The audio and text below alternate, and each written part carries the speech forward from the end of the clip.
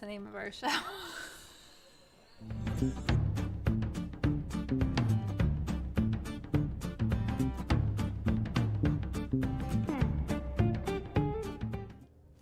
Hi, everybody, and welcome to The Large Glass. My name is Todd. I'm Terri. And this is our weekly show where we bring you a new artist to talk to in their studio. How's it going, everybody? Yeah. How you doing? I'm all right. How are you doing? Good. The usual crowd is starting to sort of form a line at the door. There's John Park. Hi, John. Hey, John. And there's Joseph Barbacci is here with his Hello. typical TNT powerhouse remark, which I love. Sort of gets us started on a good note. Yeah. And Mom's here. Ben Hagenbush is here. Jess Park is here. Hello, hello, hello. Thanks for taking time out of your summer evening Yes. to come here and hang out with us. That's right. I mean, I was camping in Vermont in the woods with no cell phone service for 4 days, and it was glorious. It was glorious. Yeah. There's Susan Michael. Hey, Susan. So good to see you. Susan, thank you for sharing our posts when we put them up. That is really generous, and we love that. We really appreciate that. Yeah, Yes. That's the kind of support you guys out there, and some of you are great. You know what? Most of you are great supporters. I'm not knocking anybody, but I do notice that Susan always sort of reposts. Mom, you repost. I know. Yes. I don't want to hear about it tomorrow. She'll be like, you said I didn't repost. Thank you. So good. I'm glad you're all here. What do we got tonight? What do we got for, I know we have a great artist in line. We do have a great artist. And we got a very good drink to drink. We do. It's very refreshing and summery. Oh, look at this. Mom just That was subscribed perfect timing for that, too. I know. It's just like, good summer drink. All right. All right. That's Mom subscribing. Thanks, Mom. Thank you. Tier 1. Mom has subscribed for 21 months. Mom has been a subscriber for 21 months. 21 months. That's epic. That is epic. We're closing in on 2 years. Yeah, we are closing in on September 2 years. is it. Yeah, it is. So Holy moly. That's a good thing. That is. Thanks, Mom. Absolutely. Thanks, Mom. That's brilliant. Yeah. Let's see. Did we have a pin winner this week? No. No, we didn't. Did you not post it? I didn't. That's okay. That's okay. So next week or this week or whenever, I will post another one. Stay tuned. I miss the birthdays, so I think every Tuesday that we're here, I'm going to look at the birthdays that are on for tonight.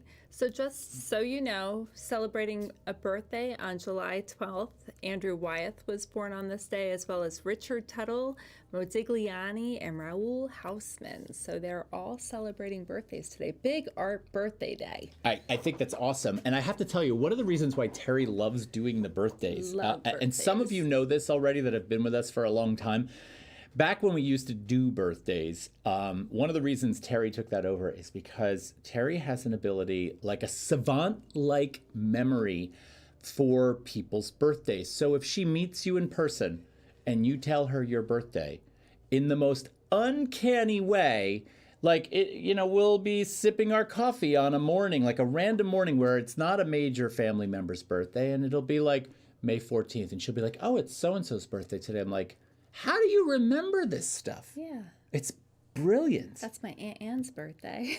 Oh my God, really? Yeah. I just pulled a number out of nowhere. I know. It is. It's her birthday. Anyway. See what I mean? Yeah. It's unbelievable. So Wyeth, huh? Yes, Andrew Wyeth. Yeah. One of the Wyeths, I should say. One of the Wyeths. He's the middle Wyeth. I believe he's Jamie's father and NC's son. So if you've ever been to Brandywine, you see the whole Wyeth dynasty, which is an awesome trip. And you get to see their house and the studio and the museum. It's fantastic out there. Also, the Wyeth family tree is gargantuan and extensive. Mm-hmm. And to prove that point, I was once at a hobby shop in Easton, PA, shopping for model trains. And the guy who was waiting on me had a very sort of, he just didn't seem like he was one of the people that typically work at that kind of shop. And we got to talking. He found out I was an artist. He said he was an artist. And then he told me he was a descendant of N.C. Wyeth. And his last name was Wyeth. Right. And I was like, oh my God, you're like an actual, he was an actual. Didn't he pull out his sketchbook? He pulled out his sketchbook and the work was really quite good. Yeah. And Was then it similar? Did it have a Wyeth feel to it? Because I noticed that there are artistic techniques. You can almost see that familial trace in some of their artwork. Yeah, I don't remember at this point, but I remember being really interested. By the way, Joseph Barbacci just put his birthday in the chat. That's my dad's birthday. See? See, now I'm going to remember your birthday. That's how I do it. I find relationships. So okay. Yeah, but how do you have 365 relationships? That's just like, that's too much to handle. I guess so. Hi, Marsolis. Good to see you. Hello. Our fearless moderator and great supporter is here. That's good. Yes. Should we drink? We should drink. Let's drink. All right. So tonight, why don't you talk about our drink? Oh, so we have a very refreshing summery drink recommended by our artists. We are very happy about it. So we're having a cranberry vodka. A vodka cranberry. And one of the things I love about this, not that I don't love a Negroni, or not that I don't love an old fashioned, not that I don't love, some of the more complex and frankly trendy drinks. I think a vodka cranberry is like one of my favorite go-tos on like a summer, a warm summer night. It's like so good. Yummy, so yummy. we're gonna have that right now. I'm manhandling the ice. That's this is okay. disgusting. It's the era of COVID. He washed his hands. No, I didn't. We're fine. All right. Well, what I love is when artists recommend something a little bit different too, because then it makes the show a little bit more fun. I'm going to say something totally bad, but I'm going to say it. I was going to say, we got Tito's vodka here, which is a really good vodka, and we're not in any way, shape, or form endorsed by Tito's, but if you're going to get the Tito's, why not get the one with the handle? It makes it easier to take it to bed with you. That's a terrible joke and makes me look like a complete degenerate, which I'm not, by the way. That is an actual line stolen from a friend of mine's dad. That looks yummy. I took that from someone else. That's not my humor. Okie dokie. Hold on. It says vodka for dog people. I wonder why on that label. I'm not sure. I don't know that connection. It is a Texas handcrafted vodka. Ooh, thank you. Genuinely gluten-free for those of you who have the sensitivity or allergy out there. See? Yeah, vodka for dog people. Supporting pet prosperity and rescue. There you go.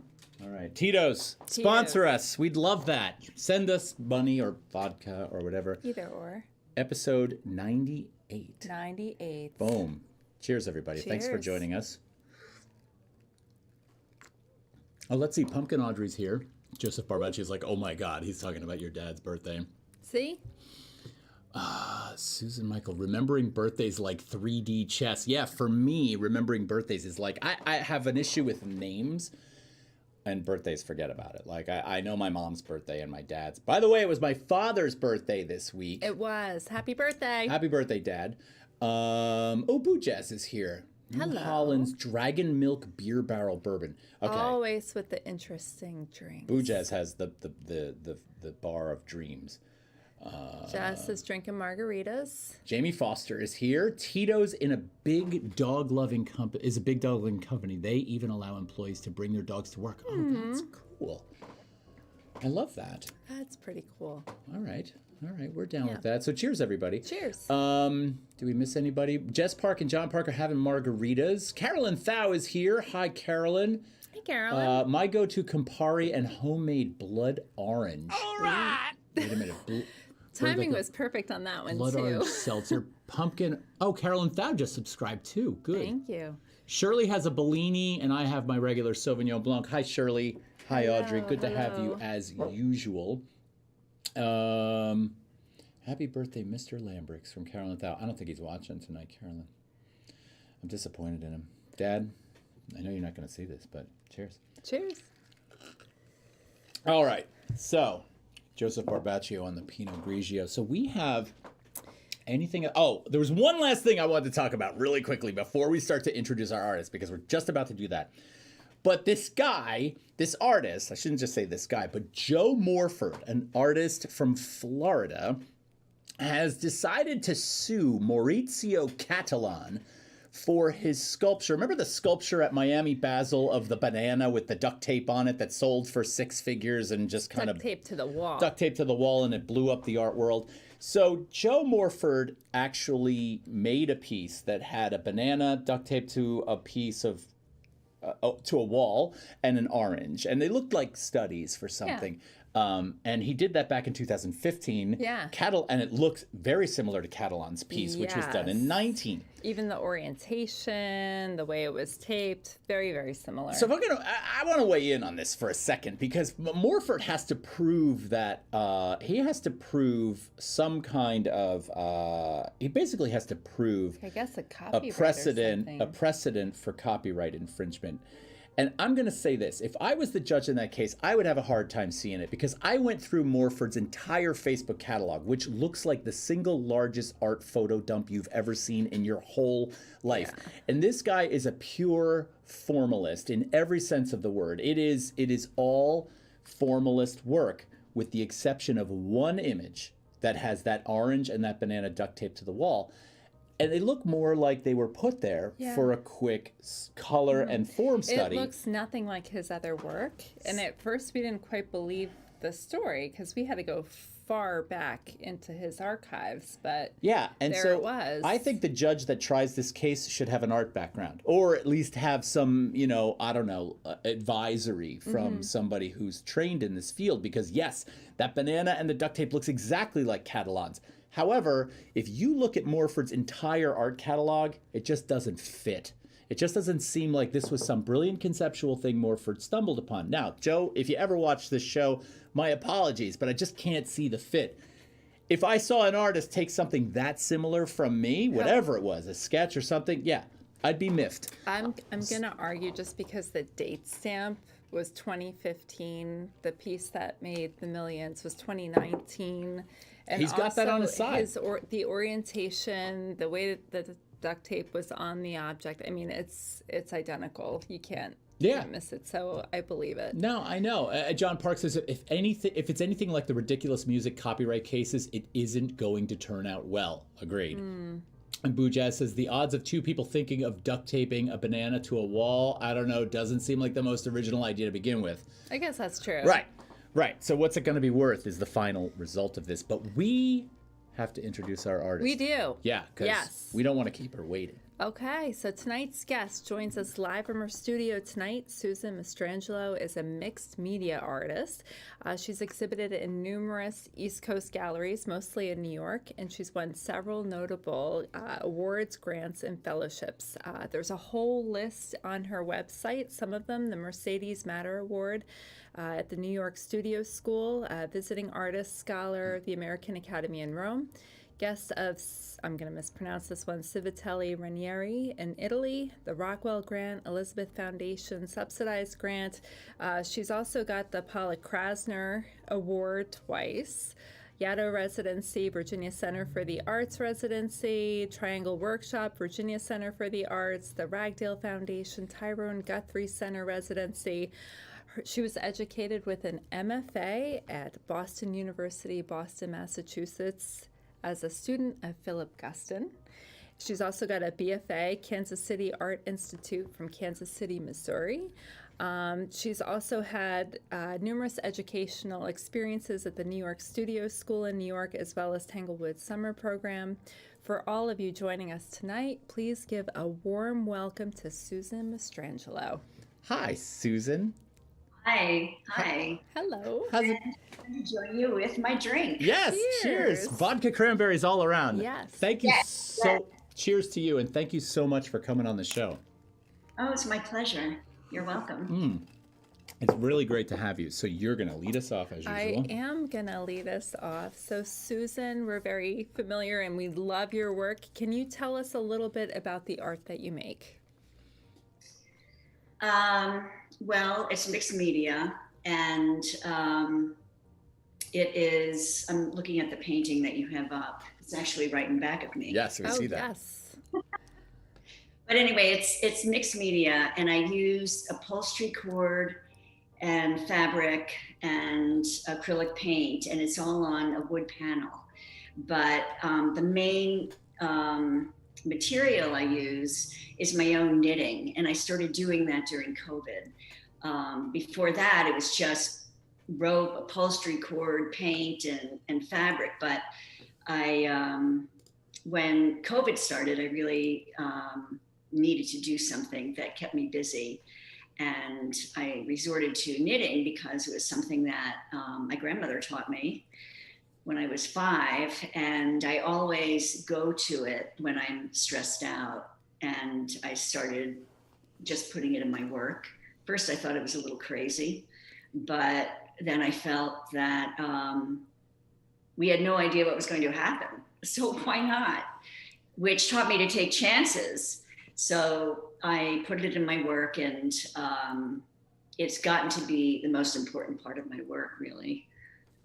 It sort of creates a language, but I've always worked with different materials, and for years I worked figuratively, and I worked with figures and heads, and there was sculpture, there were paintings, and when I was studying under Guston, they were paintings, and when I went to school, they were paintings. And after I moved to New York in 1979 or 1980, my work started becoming more relief-like, and then it finally became sculpture. And I just worked in all different materials. It was freestanding, and it was wood, and I mixed steel and a little bit of steel and a little bit of lead into the wood, and that's when I went to Triangle and studied with Tony Caro, which was great. Oh wow.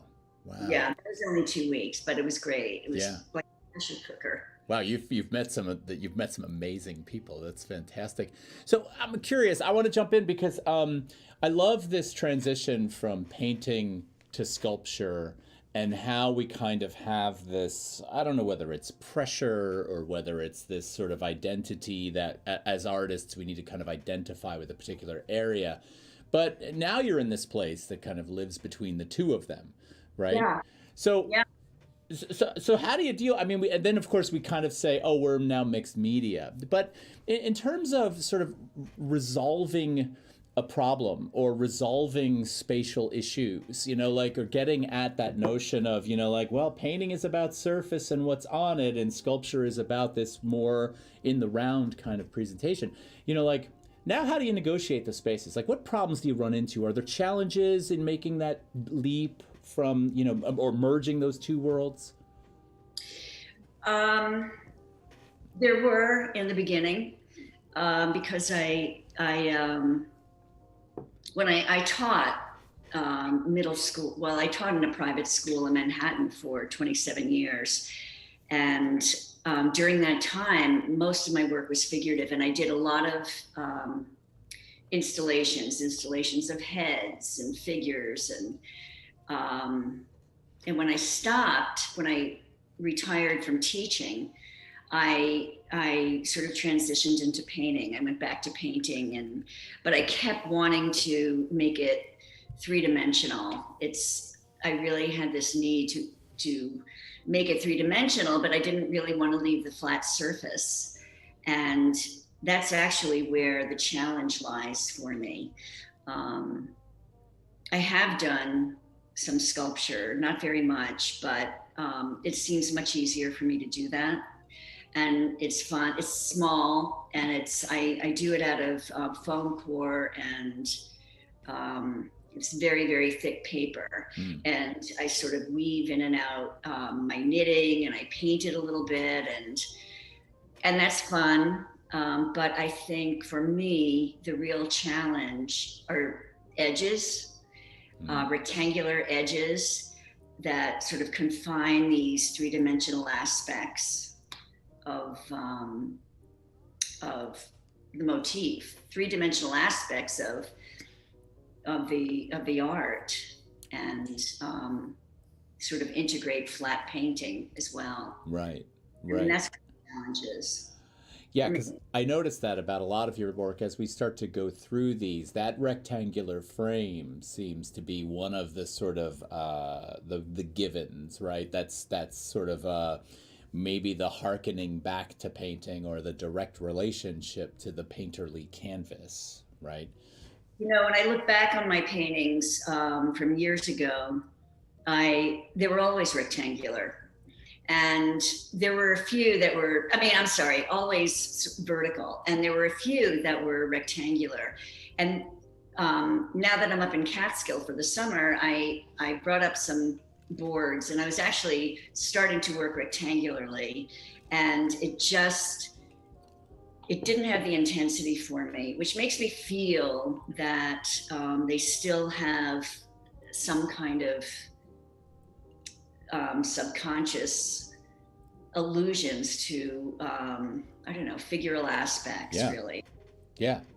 No, that makes total sense. That verticality kind of, it's almost as if your histories, the places you've been, are sort of lingering, but you've evolved way out of them, but they still have their DNA. They still have their roots there. Yeah, they do.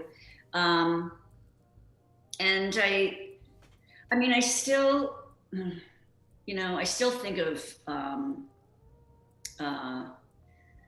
Guston. How can you not think of Guston, actually? Besides being a teacher, he's all over the place. Mm-hmm. Yeah. And, I still love his work. It's incredibly powerful. And there's so many different meanings, and historical and political meanings and autobiographical meanings in his work. And I can't even begin to fathom the depth of his work, no matter how many times people have written about it. But I think of the forms, and I think of his constant insistence that you really have to be true to your own intuition, your own self, your own emotions. And when you're not, that's when the painting or your art becomes unconvincing, and it doesn't communicate. Mm-hmm. I think. But he was this figure that was so powerful, but he really focused on communication. He got to know every single student, and it didn't take him long because he had this innate power of reading into people. And he would look at your paintings, he would look at your art, and he would be able to talk about you. And that was really intimidating. At the age of 25 years old, that was intimidating. You had yourself totally, plastered all over the place. Right, right. It was long after we had invited you on the show that all of a sudden we see this thing, and she's like, studied under Philip Guston. I'm like, whoa, wait, what? And so, I was immediately like taken by like, well, what is that like? Like, and what year was that you were under him approximately? I was like, you don't have to like pull it up exactly, but 1975 to 77. 75 to 77. So he already had, he was already who he was. He was like, and that was the other thing. He would come in and, he would sit with us. He came, I think, once a month. He would come from Woodstock, and he would, he'd meet with all of us. And there were 8 people in my class, and I think there might have been 8 to 10 people in the class ahead of me, and we'd all meet, coffee, donuts, and he would many times talk about his own work. And he'd talk about painting the Red Sea, or painting Musa, whose like head is sort of descending into the Red Sea, or talk about how he has all these legs stacked up, or and everything had much more of a meaning. He wasn't just this guy lying in a bed with French fries on his stomach. Everything had an incredible meaning. Yeah. Well, there's some comments coming in the chat right now, and Joseph Barbacci is asking, why not a rondo? In response to us talking about the rectilinearity of the canvas, like why not a canvas that's round?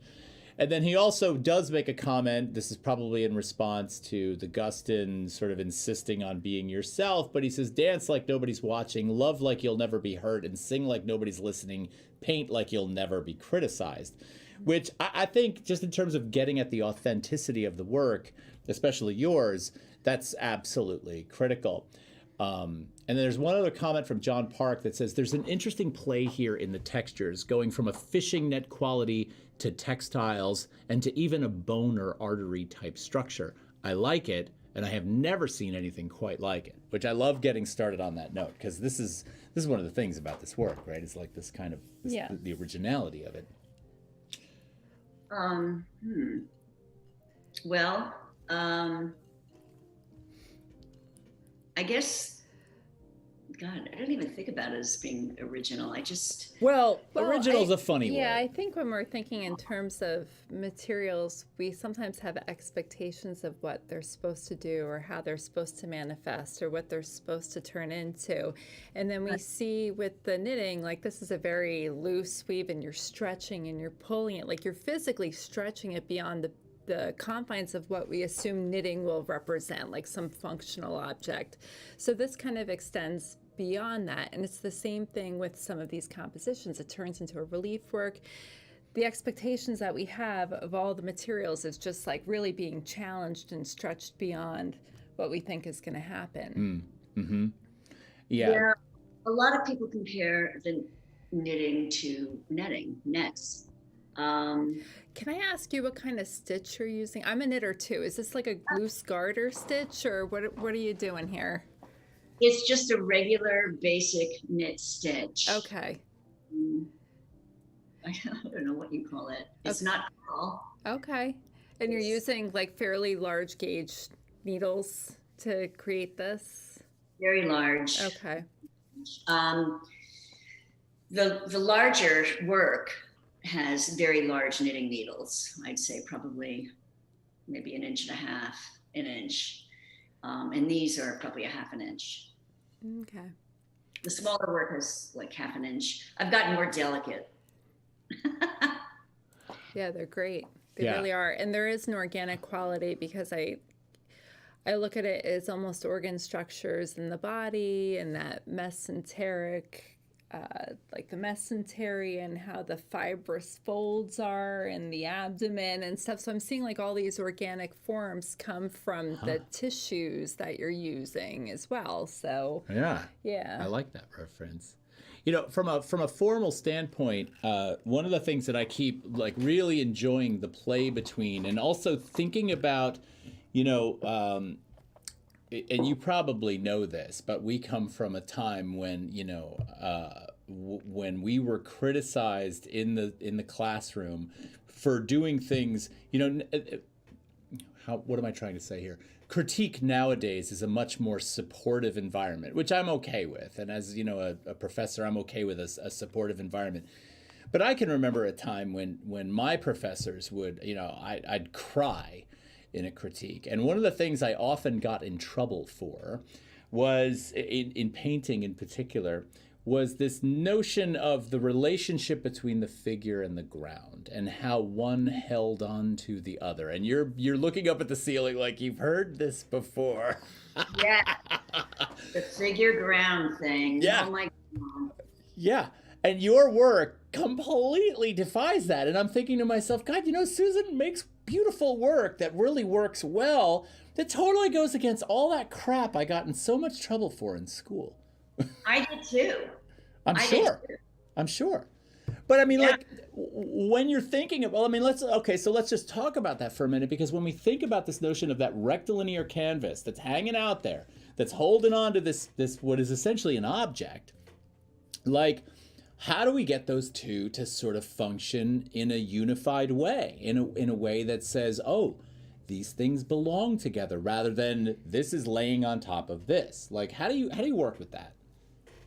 I think that is so hard. It's so hard. And I struggled with that in the beginning. And then finally, I think once I gave up that whole idea of trying to make that happen, it just sort of, it started happening. You know, I feel that, I mean, that's why the edges are so important to me. But, you know, for a long time, it just looked like I had this thing in the center, this figure in the center that was just there, floating in the middle of nowhere. And it was hard because my background is very formal. Kansas City Art Institute, when I went there, was very, I work very figuratively. I learned all the rules. And when I went to BU, I thought it was going to be sort of similar, but you know, Gustin just really shook up everybody basically, but, which is great. But yeah, figure it is. And I mean, and you know, it's like this huge thing, especially for me, because initially people kept saying, why don't you just cut these out and have shaped canvases? Well, I've already been there and done that. And it's just, as I said before, it's really not, it's not a challenge anymore. Mm-hmm. It's just not a challenge. Yeah. And the challenge, oh, that's so great that you brought that up, because the challenge really is like figure ground. How does this work? Right. Well, on a surface. There's a comment actually in the comments right now from Joseph Barbaccia, who is saying, do away with the rectangle. Susan's work will be much more free without it. And so Joseph, what I want to say to that is, I love that notion. I love that you're kind of like thinking in that direction. But I think one of the things that really makes the work challenging is the fact that it does have the conflict between the canvas and the restriction that the canvas places on that object. It's almost like a container, right? And so that's what makes it, that's what harkens back to painting and sort of says, these are the rules of painting, and you've got this edge. Excuse me. So, you know, like one example I wanted to bring into this, and this is a thing I said to myself when I first saw your work. I'm going to cough again. Hold on a second. But when I saw your work, I said, wow, Susan's work is a better, more resolved version of Elizabeth Murray. Yes, I was thinking that too. Yeah, I know. Yeah. You're cringing because you're like, whoa, I just brought up Elizabeth Murray. No, that's okay. You know, she's somebody that I really admired, but yes, I've had people say that. Not that many, but the people that have said it, it's resonated. And I think that, I mean, they really felt it. So I listened, but I admired her greatly, but she's not somebody that I really looked at, but you know, I'm from that age that she was showing a lot. I'm sure it became ingrained. Things become ingrained in you. Yeah. And you're not exactly sure why, or. But I think the problem Elizabeth Murray had, and I'm going to put a piece of her work up on the screen right now. This is not Susan's work. This is Elizabeth Murray's work. But the problem Elizabeth Murray had is she didn't stray outside of the paint. She didn't use a more physically tangible material. She tried to make the paint do the thing the paint wasn't necessarily supposed to do. Sometimes it did it inadvertently, like in a Pollock painting, for example, when it would build up on the canvas and have physical tangibility. But I think Murray tried to force that a little bit. I like her paintings, but I feel like your work, in the way it sort of finds this bridge between, you know, through the materials, it finds a bridge between the tangibility and this other kind of a painterly kind of fluidity. It's right on the money. I mean, it's funny that you're showing that painting, because, and thank you for that. That's very nice. But that painting is the actual painting that people have said, and that was right in the beginning when I, you know, it's large. It's 48 inches by 60 inches. Right. Okay. Yeah. 5.4. That's right. And it was when I first started using these materials without the knitting, but so I was just I was really wrestling, and I was having a great time, but I was really conscious of the space around, the space within, and how it had to move and work together, and basically, I don't know, make music. Yeah. I listen to it all the time when I'm working. Yeah, I love that. Yeah. So Carla Bell over on YouTube says, I love all your work, particularly Pulse, but this new medium really rocks. I lean toward the darker colors. Your creativity knows no bounds.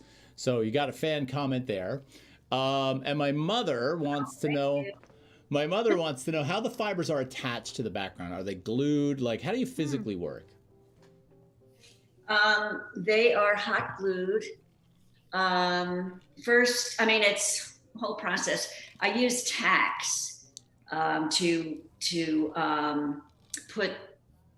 arrange the knitting, and sometimes it could take days. Believe me, days, because it really is the most essential part of the work. It creates sort of a language within that piece, and it creates sort of this dynamic energy. It's where the energy is, or where your eye is supposed to go. But anyway, yeah, I tack it up, and when it finally feels right, when I finally feel that I have the tension that I've been after, then I hot glue it. I glue it down. I think the negative space definitely lends to that feeling of that sculptural aspect too. I think that's why we keep trying to compare it to these shaped canvases. That negative space is what really helps to define it as well. Well, I love in the negatives, you're bringing that element of negative space up in this, and it's almost hard to pin down what is the negative space. It is. Right? It is. It's like, we see the white of the canvas behind. There's the occasional drop shadow. There's the occasional toning of one of those spaces. Mm-hmm. And then, of course, there are framed areas. Like in this one, the larger spots and the stripes. I don't know if I'd call that negative space, but it functions like this ground. Right. Well, not so much like in this one. In some of the other pieces, it looks like there's more opportunity for negative space. Not this one either. Well, I'm just clicking. But yeah. And then the titles are pretty empowering as well. Like this one's called Sanctity and Orbit. And then we see other titles like Unstoppable. How do you come to your titling decisions? All different. I could be listening to the news and I'll be so outraged, and I'll come up with a title like Unstoppable. Mm-hmm. Sanctity and Orbit. I was reading something. It came out of, it wasn't quoted from something, but it was how I felt about something. But there was one title I used, Not a Ghost Town. That's on one of my paintings. And I was riding home on the bus, and I'm listening to the news and how Donald Trump was talking about New York as if it were a ghost town. He said, "Oh, New York is a ghost town. Nobody has to go there anymore." And I was so outraged, I titled it Not a Ghost Town. So it really, sometimes all different things, but they're relevant either to what is going on and how I feel about what is going on out there, or something that's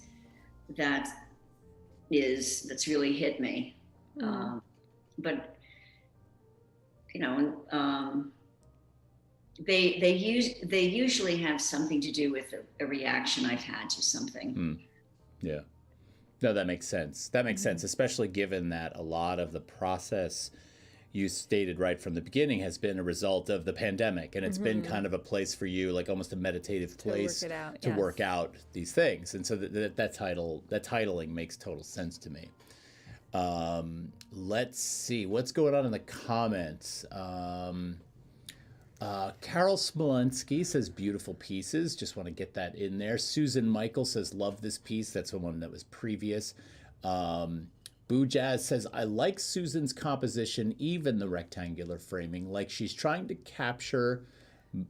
Ooh, that's a name. Mahali. Oh my God. This is the longest name I've ever seen. Boo Jazz, can we get a phonetic spelling or some kind of help with the pronunciation on that concept of flow? Can we pin that? Yeah, let's pin that. Let's pin that. That way you can kind of see. Everybody, you're going to understand why we're having trouble with this in a second. There. There. Sent me Hollies. Thank you. The flow. That's beautiful. Yeah. That's beautiful. That's great. You know, on that note, for our viewers out there, if any of you would actually like to help out with the show, because it's moments like this where we get a reference in the conversation where I'd love to have that inserted into the slideshow. So Marsolis, if you're up for that, or anyone else who wants to be like, yeah, share that slideshow with me, I'll throw that stuff in there. That's a beautiful thing. I could probably pull it up. I know you can. You're really good at that. But also it's like, we want to keep the conversation. But I love that comment from Boo Jazz. I just want to be able to now give us a visual reference on that. So there was something else I thought of. Hold on a second. I saw a piece that I wanted to kind of go towards. It wasn't, oh God, I love this one. It wasn't this one. I really like that one too. And that was one of my first ones when I started working with the upholstery cord. I came to work with upholstery cord because I was in an upholstery store and I had gone in there to buy fabric, and I had been wrestling with rope, which was making me crazy because I didn't like the texture and I didn't like the sizes, and it wasn't easy to twist and turn.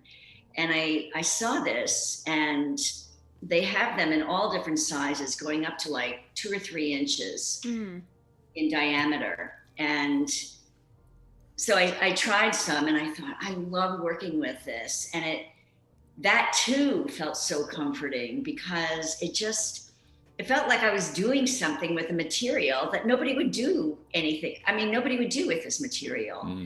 So you use it for upholstery or curtains or couches or whatever. And I was using it for artwork. So I stayed with it, and it was very easy to work with. So I started using, that was one of my first ones. Well, upholstery to me, this idea of, as a maker, materials are always of, like a big interest for me. Like I'll spend a lot of time exploring materials, but then I start thinking about what the intention of those materials are.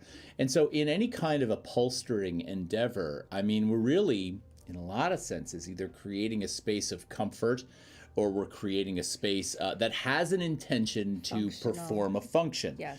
And in that case, I like the sort of the opening up of that through the use of this material, right? So rather than it being applied to a direct function that we can see, whether it's opulence, whether it's engagement, whether it's comfort, it now kind of has a more sort of an open presence, right? And I love that representation. I also love the way the colors that you choose for those those textiles, those cords, they sort of try to live more subtly than the painterly marks, but they fail to do so, right? They kind of come forward as this prominence. They kind of have a harmonious relationship because one is textured, one is not. One is colorful, one is not, and they kind of find a balance in there. Yeah, and actually that black, that's a template I cut out. Actually, I had used that same template for my monoprints, which I also do, but I really like the shape of it, so I stuck it in there, and that it turned out to be an important part of the piece. Gotcha. Let's see. We found that chart. Yes. That Boo Jazz had referred to earlier. So just to give a little background, and I still cannot pronounce the name, he was a Hungarian-American psychologist. He recognized the name and named the psychological concept of flow, a highly focused mental state conducive to productivity. So this chart here, as you can see, If you have high anxiety and low apathy, you can see where productivity is challenged by some of these things. Like if you're relaxed and confident, you might have higher productivity, whereas if you're anxious and stressed and everything, although it says there you have high, the challenges are high, the abilities are low.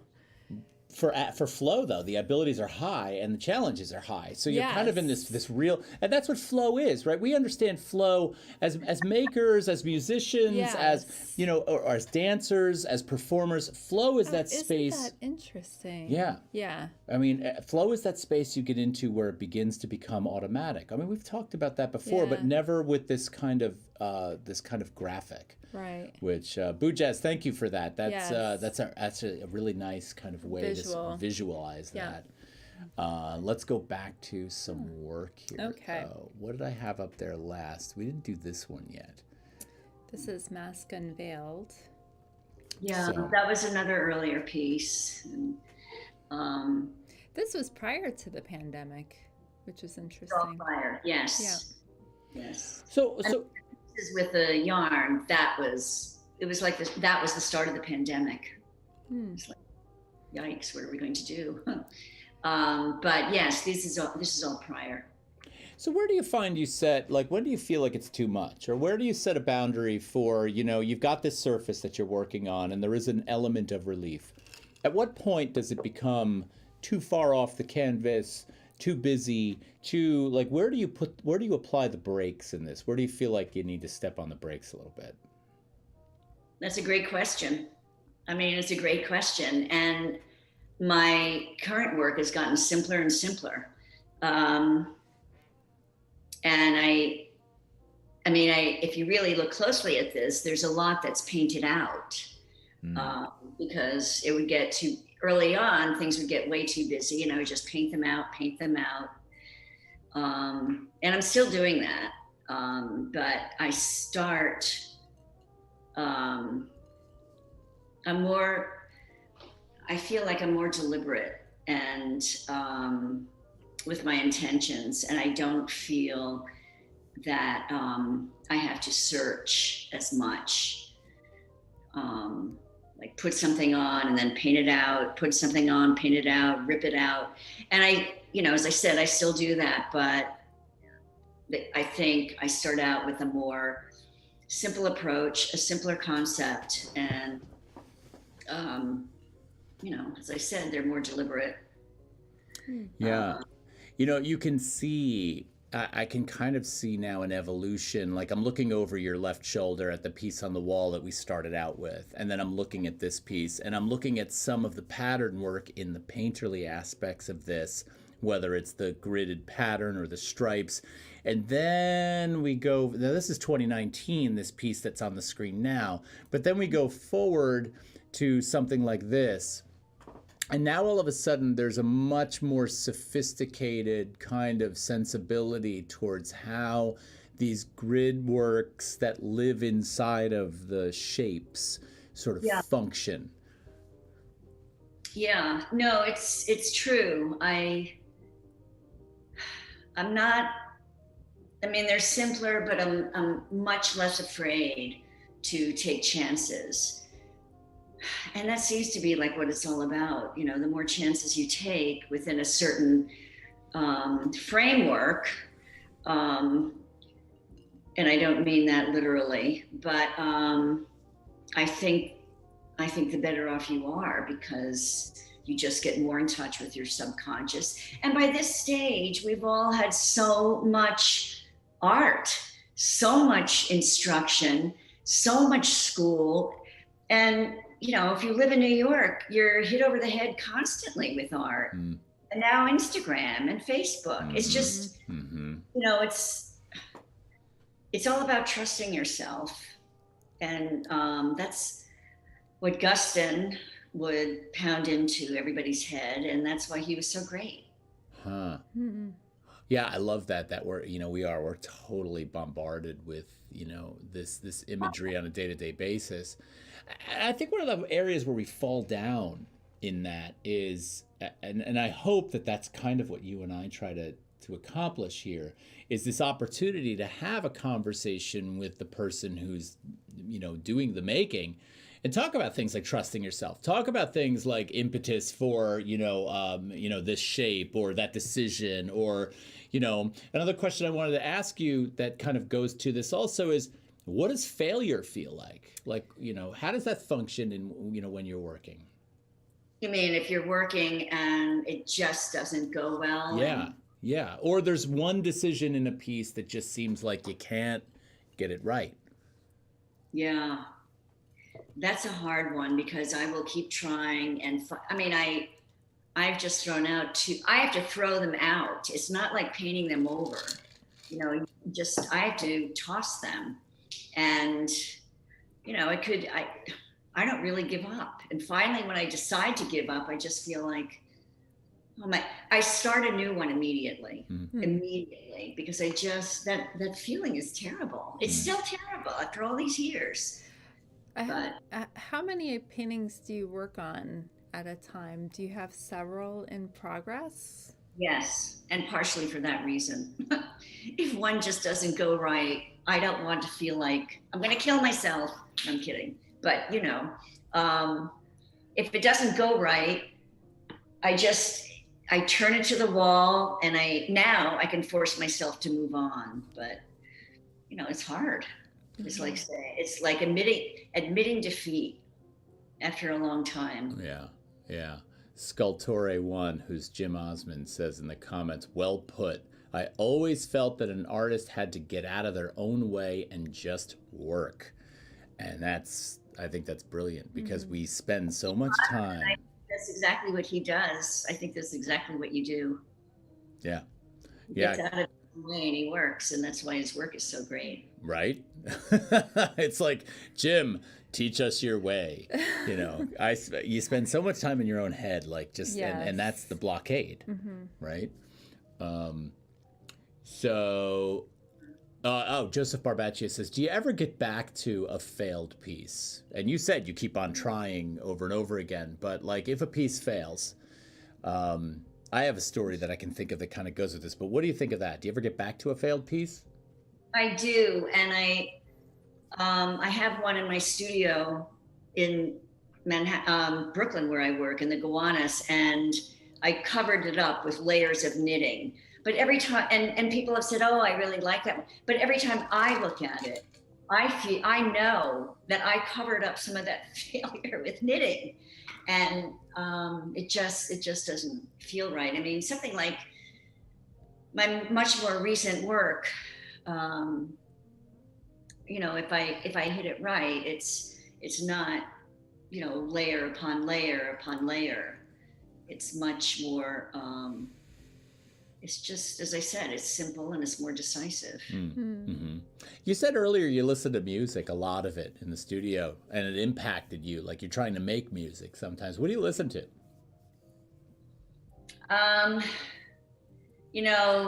Sunday morning, sometimes if I'm in the studio, I might turn on classical music, but the music that really hits me, it's, I guess, I don't know, bluegrass, borderline folk, bluesy.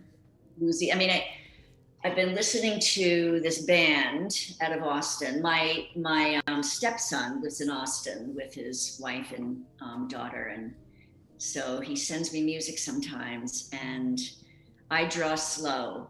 That's my new favorite group. I Draw Slow. They're sort of bluegrass, folksy, and they're fantastic. But sometimes I listen to Irish string music. Jimmy Dale Gilmore. I listen to, I love Steve Earle. Oh God, Steve Earle's great. Yes. I don't know who else. I'm drawing a blank, but I just get anybody that is, I even like Bonnie Raitt. I mean, people that just sing from the heart, I think. Sing from the heart. John Park is asking, do you like Sierra Hull or Molly Tuttle? Molly Tuttle. Now, John Park is our music aficionado, so he's going to be able to throw references at you that you should definitely check out, because he'll be able to make relationships between what you like and what maybe you should listen to. But these, he's got a great background in music. I have listened to Molly Tuttle, and I can't place her tunes. But these choices that you're talking about, they really do make sense in that there's a kind of feeling present in the work, and a kind of I'm not going to be able to pull this together quickly enough, but I hate using the word authenticity, but there's a kind of, bluegrass has a connection that I really sometimes feel in its acoustic sense, in the way it plays upon there's a narrative that's interlaced with feeling, and it kind of has this acoustic sense. And so, yeah, there's a direct representation between that and string, of course, but that's not what I'm trying to say. But there seems to be a perfect fit here for what you're doing. Yes. There's like a perfect fit between your work and that music choice. And there's so many, I mean, the women and their voices are just like, Iris DeMent is a real favorite of mine. And then this woman was married to Steve Earle, and she's really, she's become somebody that I listen to. Alison Moore, I think that's her. It's Allison. I'm not sure if it's Moore. I think it's Moore. But I don't know. Iris DeMent is just, I think she's great. I've been to many of her concerts. Oh, cool. Cool. Susan Michael, who's also a fiber artist, by the way, she says, I like the feeling of immediacy in the work. The gesture in it makes sense. And, I love that comment because it runs counter to what you were talking about tacking up these elements and really spending time. It seems like there's a much more sort of planned approach, but the work feels immediate, even though it has the planned approach. And so I think that comment is actually really quite a spot on, right? There is a gesture and an immediacy to it. Yeah, I'm really glad she said that. I really strive for that. And I do monoprints that feed into that. I do the monoprints as a way of really enforcing that sense of immediacy in me, and sort of having it travel into, because it's so important. I mean, that's what makes your work present, because you're there. And I think that's the work, that's the stuff that gives your work an identity and a presence, and it's really the immediacy. I do monoprints for that reason, a lot of them. I love doing them, but they're fast, they're quick, and I have to work with just this sense of being there, and I do it as a way of reminding me that I have to really focus on the present. And when you're doing the monoprint, are you using the materials you use in these works in the monoprint? Are you using the fibers, the various cords? Are you using those to actually create the prints?